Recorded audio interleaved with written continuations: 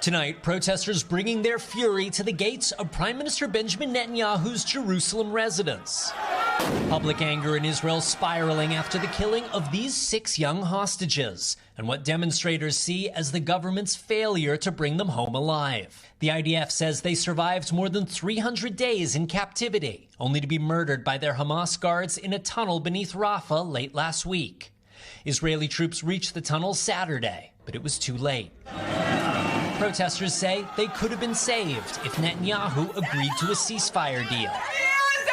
And today, labor unions ordered their 800,000 workers to strike, demanding he change course.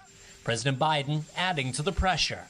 Mr. President, do you think it's time for Prime Minister Netanyahu to do more on this issue? Do you think he's doing enough? No.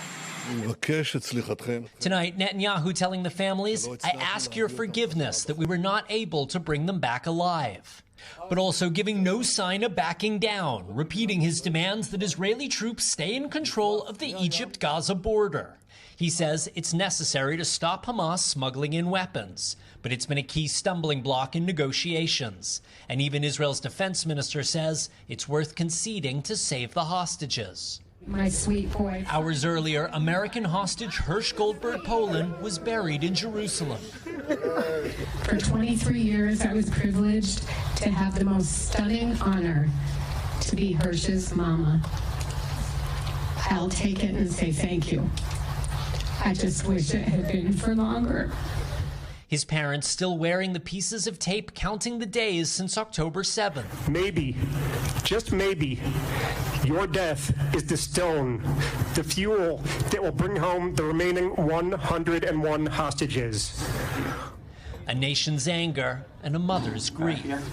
And Hersh, there's one last thing I need you to do for us. Now I need you to help us stay strong. And I need you to help us survive. And with that, Raf Sanchez joins us now live. So, Raf, what are the leaders of Hamas saying about the deaths of those 6 hostages? Tom, for the first time tonight, Hamas appears to be acknowledging it was responsible for killing the hostages. It says its forces have been ordered to shoot their prisoners if Israeli troops attempt to rescue. Tom. With that type of tension, it's unclear how they would reach a ceasefire. Raf Sanchez with that new reporting. Monica Alba is at the White House for us tonight. And Monica, we heard Netanyahu's defiant stance and Hamas's threat about what they would do to those hostages. What's the message from the White House?